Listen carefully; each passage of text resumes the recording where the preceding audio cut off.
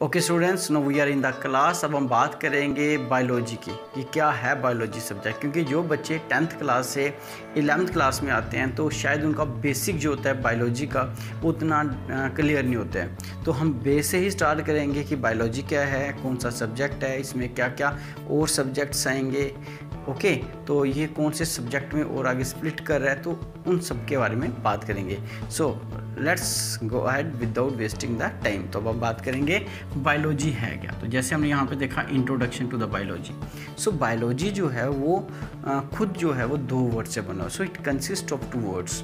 One is bio plus logy. So ये 2 word हैं जो मिलके बना रहे हैं एक सब्जेक्ट को, एक वर्ड को, दैट इज बायोलॉजी।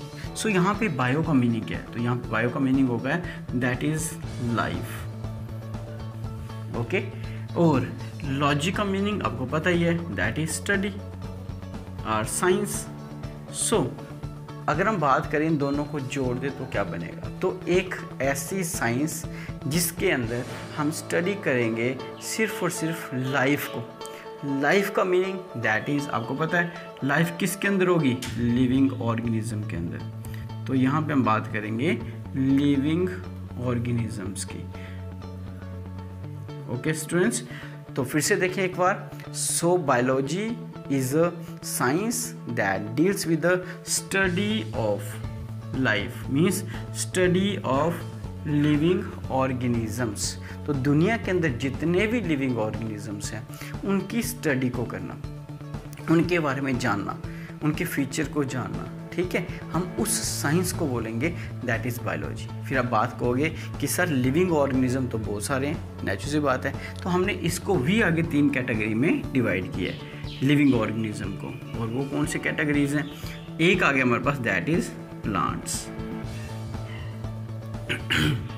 दूसरा हमारे पास आती है that is animals,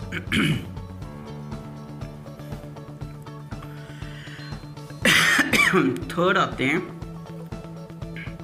micro organisms.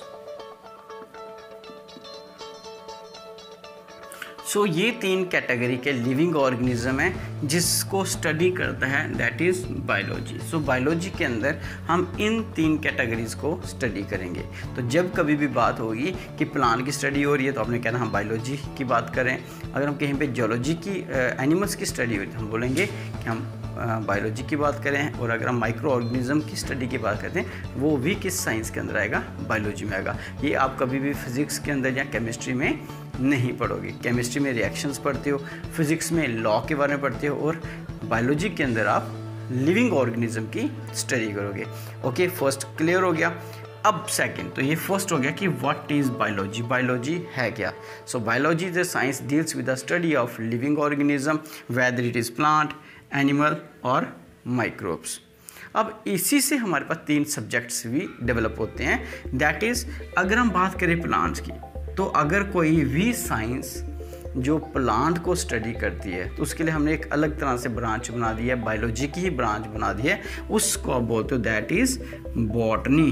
क्या बोलते हो, botany. So what is botany, तो आप बोल सकते हो botany is a science, is a subject that deals with the study of only plants, means that is confined to the plants. ये सिर्फ और सिर्फ प्लांट की स्टडी करेंगे। तो जो भी बॉटनी की स्टडी करते हैं, उसमें PhD करते हैं या MSc करते हैं या कॉलेज में जाके बॉटनी रखते हैं, तो वहाँ पे आप एनिमल में नहीं पढ़ोगे, दैट इज सिर्फ प्लांट की ही स्टडी करोगे। फिर हम बात करेंगे सेकंड, एनिमल। सो एनिमल जो है, इससे जो साइंस डेवलप होती है that is called zoology. So what is zoology, so zoology is a science that deals with the study of animals. तो जो एनिमल की स्टडी करेगी साइंस, उसका नाम होगा जूलॉजी। जू का मीनिंग ही होता है एनिमल्स, और लॉजी में स्टडी, तो study of animal is called zoology. अब जू में जाते ही हो तो वहाँ पे एनिमल्स ही होते हैं, तो इस तरह से निमोनिक्स भी याद रखो आप कि क्योंकि हमें इतना बड़ा सिलेबस है तो आप इस तरह से लर्न नहीं कर सकते, आपको कुछ रिलेशंस बनाने पड़ेंगे। तो हमें निमोनिक्स एक साइंस है जो आपके ब्रेन के अंदर लिंक बनाएगी किसी चीज़ को आराम से लर्न करने के लिए। तो ये साइंस भी बड़ी डेवलप कर रही है, क्योंकि इससे बच्चा बड़े आराम से विदाउट एनी स्ट्रेस चीज़ों को लर्न कर सकता है। तो वो भी हम बीच बीच में आपको बताते रहेंगे। सो एनिमल भी हो गया, प्लांट्स में हो गया, पीछे रह गया माइक्रोब्स। सो माइक्रो ऑर्गेनिजम्स को क्या होते हैं? सो माइक्रो ऑर्गेनिजम्स ये वो कीटाणु होते हैं जो आप अपनी आंखों से नहीं देख सकते, नेक्ड आई से नहीं देख सकते। इस टाइम में हवा में होंगे लेकिन हम देख नहीं सकते। So all those organisms that we can't see with our naked eyes, all these organisms are called micro organisms and the science is called, इसको क्या बोलोगे? माइक्रोबायोलॉजी। तो ऐसी साइंस को बोलोगे माइक्रोबायोलॉजी।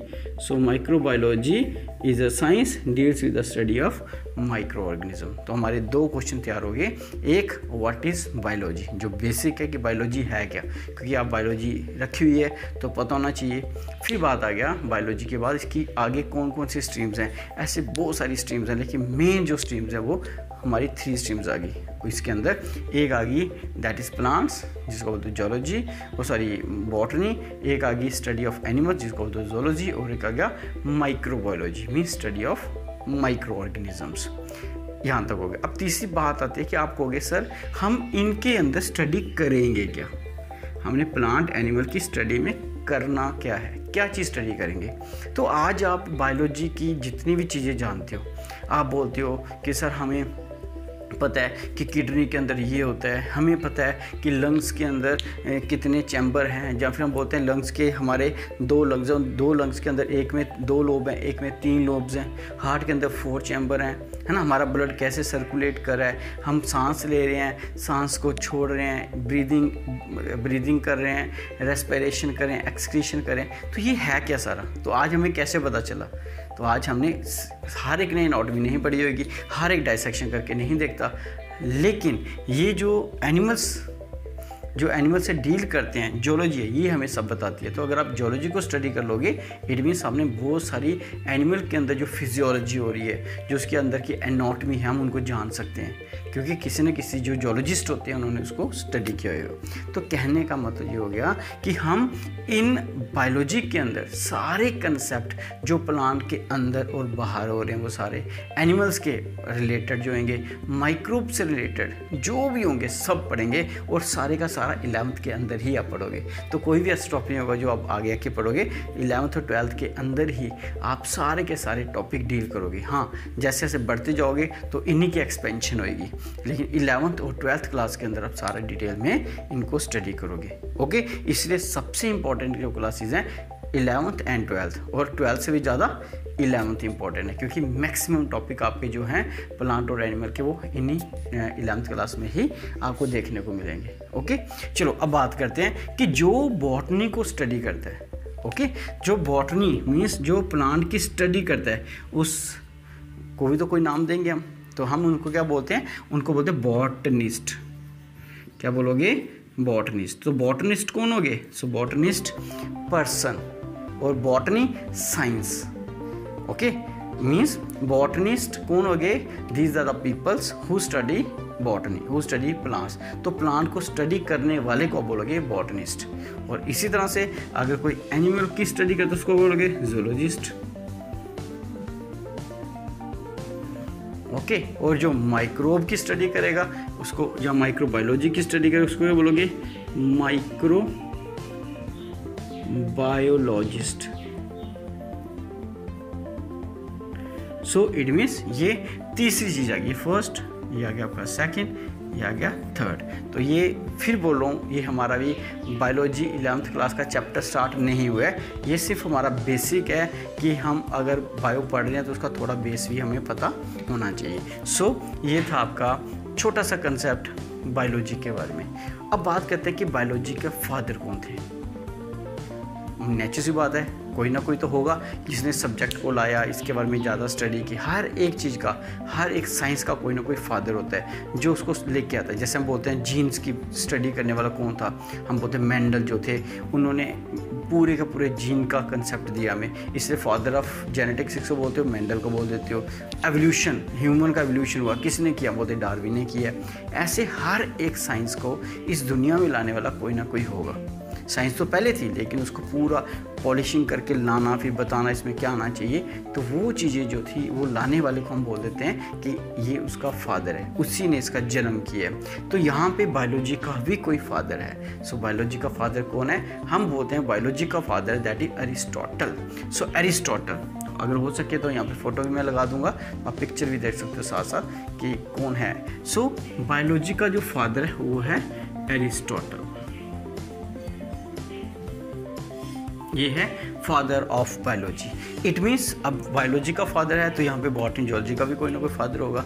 तो बायोलॉजी का अगर फादर है तो बॉटनी का जो फादर, जूलॉजी का फादर भी एरिस्टोटल ही है। सो अगर हम बात करें जूलॉजी, तो जूलॉजी का भी फादर कौन है? That is Aristotle.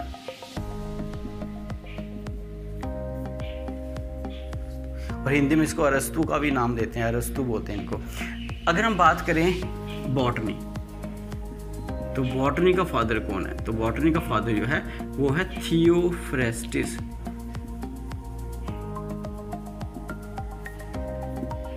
बच्चा ये कई बार बड़ी बार पूछा जाता है कि who is the father of biology, who is the father of zoology, who is the father of botany.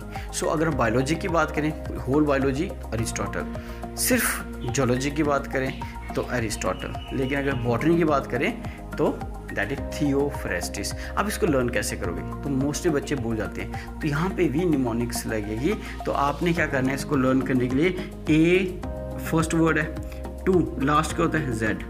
Okay, Z का मीनिंग क्या हो गया? That is zoology. ओके, और ए का मीनिंग क्या हो गया? Aristotle. This is called mnemonics. Mnemonics कोई बहुत बड़ी साइंस नहीं है, छोटे छोटे टिप्स जो आपको लर्न करने में मदद करेंगे, उसी साइंस को आप बोलते हो, उसी सब्जेक्ट को बोल सकते हो, that is mnemonics. So A to Z, तो जूलॉजी और एरिस्टोटल। जब आपको एक का पता चल गया तो नेचुरल बात है थियोफ्रेस्टिस नहीं बोलेगा, तो बी टी। ओके, तो टी क्या हो गया? थियोफ्रेस्टिस, और बी हो गया दैट इज बॉटनी। यहाँ तक आ गया समझ? सो ये आपका हो गया छोटा सा बेसिक कंसेप्ट बायोलॉजी के बारे में। ओके, सो अब हम बात करेंगे नेक्स्ट।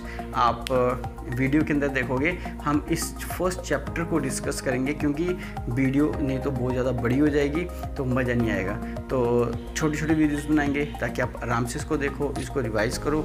जो बातें मैं आपको बोलता हूँ उसको प्लीज़ आप ध्यान से सुनो और उनको कॉपी पे नोट डाउन करो। और हर एक बच्चा अपने नोट्स खुद बनाए, 11th के अपने कंसेप्ट खुद तैयार करे, अपने निमोनिक्स के जो फॉर्मूले हैं वो खुद ही बनाए। तो this is as far as the biology is concerned.